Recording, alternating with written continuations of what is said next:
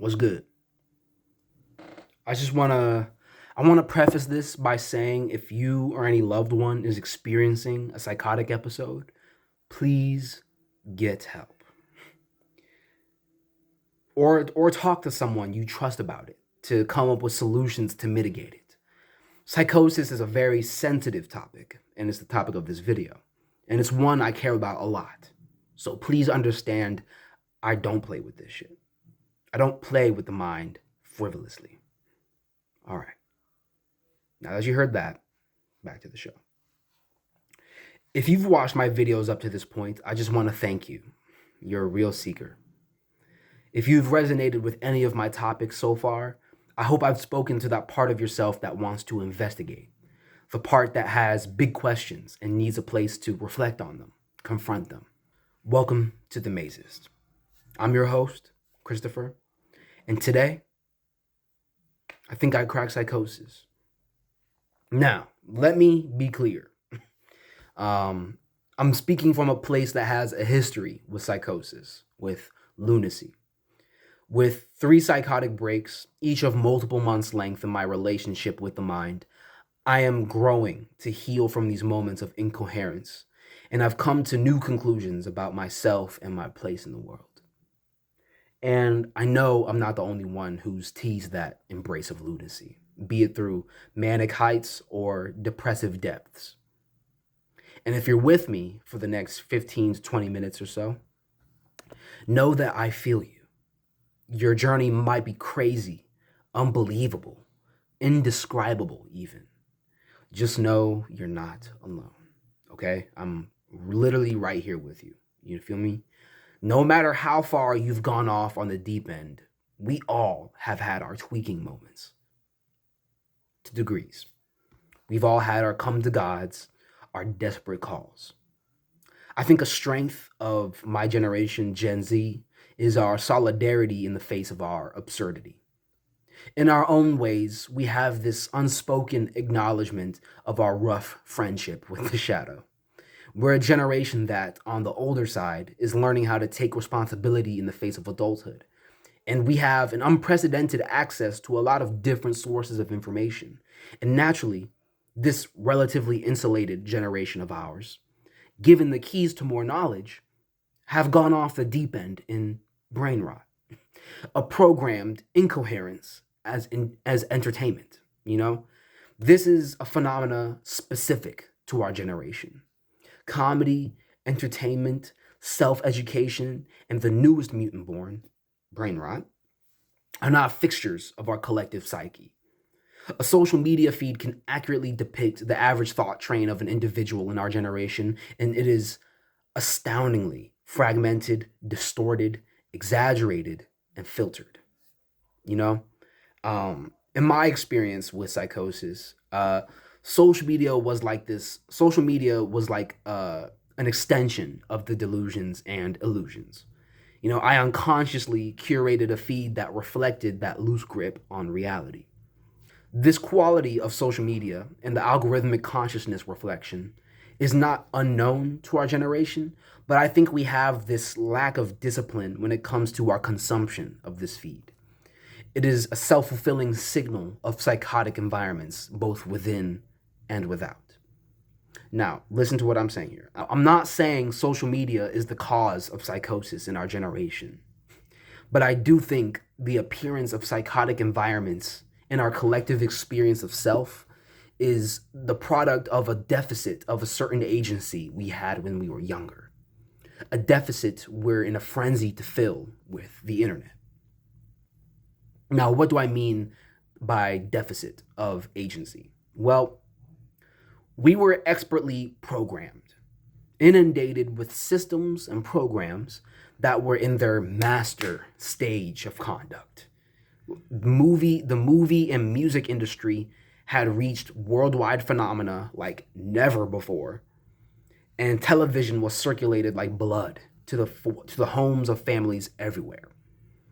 And the education system, on the other hand, was beginning to fall apart at the seams as people medicated and overstimulated children in the face of chaos permeating their reality.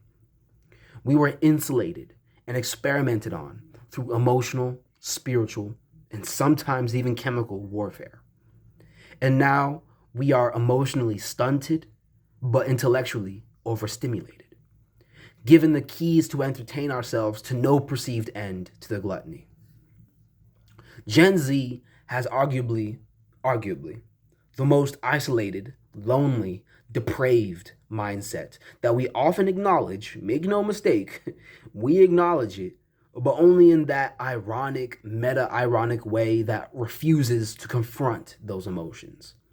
We intellectualize the phenomena characteristic of our generation to the point of trending topics and waves of awareness at various levels. But there's no active plan to move regardless of it or to evolve from it. We are too caught up in the mess of our own lives that our consumption only mirrors our fragmenting. And amplifies the isolation that this psychosis is bred from. Now, I say all that to recognize that the foundation of psychosis is a hyper-realization of patterns. In the resulting frenzy as we feed on social media and the internet, the lack of discipline we inhabit causes us to compensate by over-examining the flaws we can't look away from. We generate biases and strong opinions exacerbated by influencers who are more often than not playing into the algorithm or the monkey brain of, oh, I like that, oh, I don't like that. You know what I mean? Like, it's either one or the other. And that's really all it comes down to, is what I'm trying to say, you know? And the immediacy that this is presented gives us a very well-structured illusion of original thought. But it is just that, an illusion. My friends, we are being cooked by the images and sounds that are radiated to us in programmed feeds. We are being microwaved, prepared to sit down and stay down in the face of a reality that is coming fast at us, to eat us if we're not careful. So, this pattern recognition, coupled with the fears of real life acting like an alarm system, creates a survival mechanism within the mind. Whatever pattern originally enticed the young mind becomes prioritized or venerated and creates a space for itself to manifest into greater consciousness.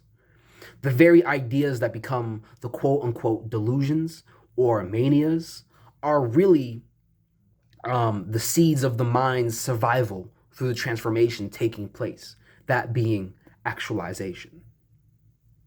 Understand what I mean when I say that these delusions, these fixations, these patterns are the seeds of the mind's survival malnourished.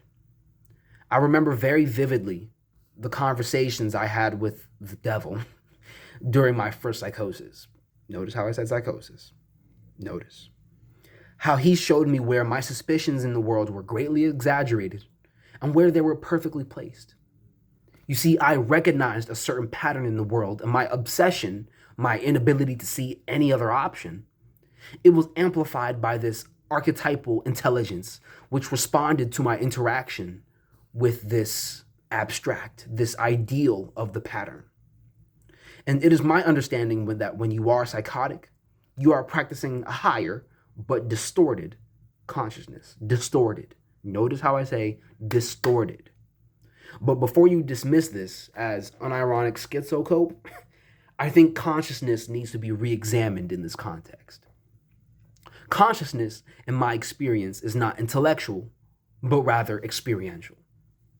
However, the current discourse on consciousness is slowed down by the appearance of intellectuals, stuffy institutions, and their high-access language. They would have you think that consciousness is the stuff of superior minds that already exist and that we, the laymen, can't possibly fathom it. This can also be seen in the dude bro lock-in entrepreneur manifestation grift. This attitude of, you will get it, most won't, we leave those niggas behind. You know what I mean? It's like this capitalist drive which leaves blood in its wake. But let me just say, if we took the patience we have with academia, the preciousness we have with enterprise, and applied it to ethical dialogue with and support to psychotic individuals in our society, we'd have a much more accessible picture on the human experience of consciousness and the varying degrees it comes in. Degrees, you know? So let's consider the shaman. We used to have a place in society for the individuals that inexplicably saw what most didn't, whether it be through an intuitive sense for herbs and nature to produce healing, or a heightened grasp on symbolic intelligence to express the wisdoms of a people. Shamans were practitioners of art, medicine, storytelling, and sage for the benefit of the tribe. When culture at large heightened its awareness of history, the shaman became the priest to develop intellectual pursuits that took this higher consciousness to organize information and envision new possibilities for the larger population. And as religion became a justification for conquest and dominion, the priest became a socio-political figure. And the resulting vision they held, well, it hardened into dogma that became too precious to change, but open enough to misinterpret. You feel me? Now look at us, We are in a hyper-capitalist world that is globalizing and secularizing by the day. And we are running off of dogmas that have started to rot at their seams. Because of this, the place that visionaries and healers once held is now occupied by businesses exploiting systems and people to generate profit, all for their vision of vertical conquest. Now, before I continue on vision, what is vertical conquest? It's the conquest of mental space, of attention, of how you exist within systems, something we all wish to move up, but can barely pull through. And I say that to say, what is vision, if not to tell us what's ahead and to guide our actions for the journey?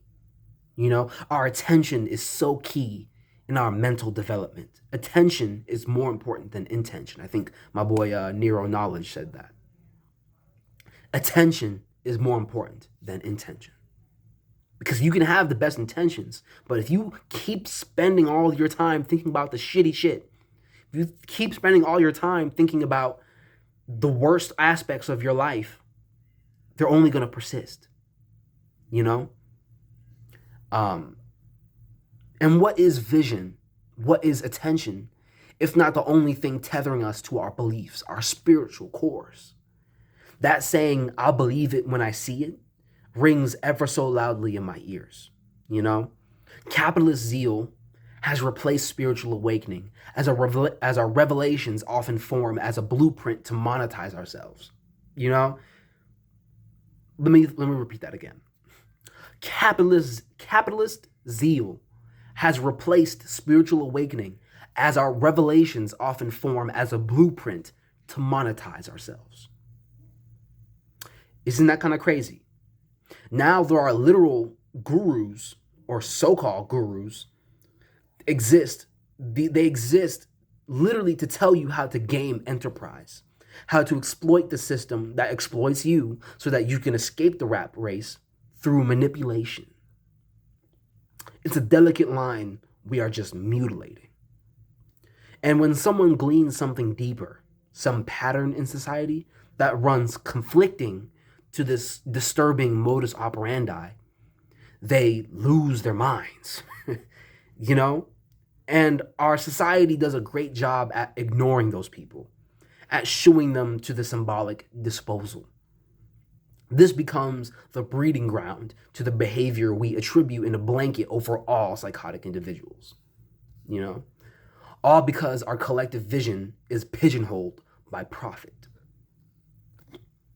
Psychosis and spiritual awakening are two sides of the same coin, but society will tell you that coin is worthless because you're not giving it to the system. So we abuse it. We are abusing it. And psychosis becomes the den of the lost, and the spiritual awakening becomes the toy of marketers.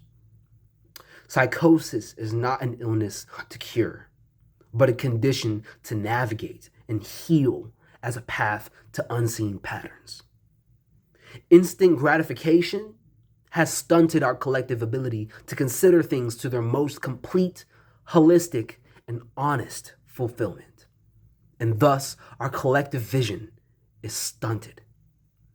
And psychosis is a potent byproduct of this stunting.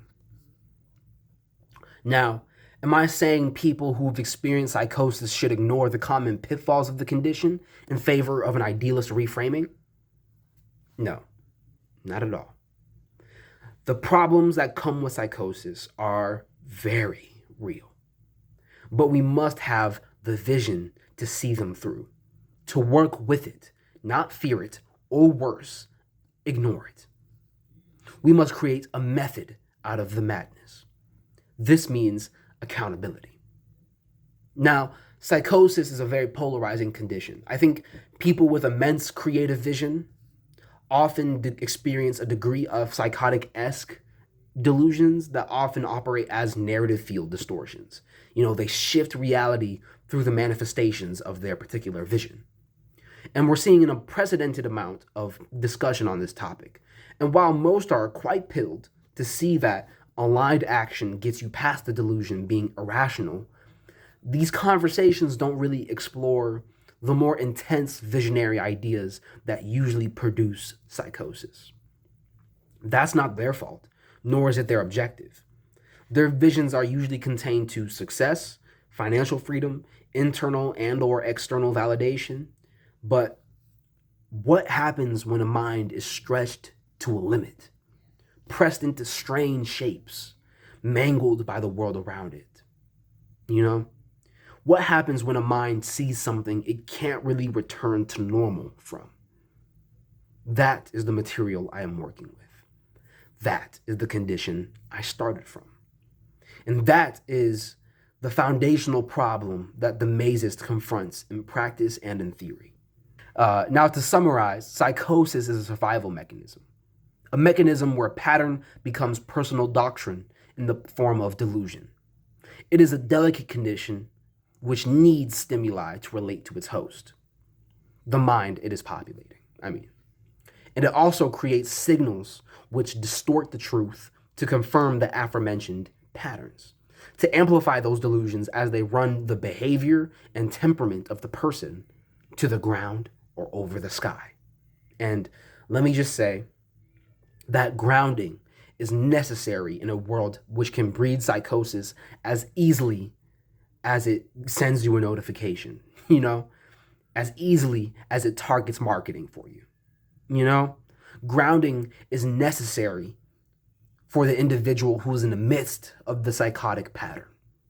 It is a chronic condition, meaning it cannot be cured, only mitigated, navigated through, and potentially it can be utilized as a key perception shift in the practice of becoming, but only once you recognize the problem.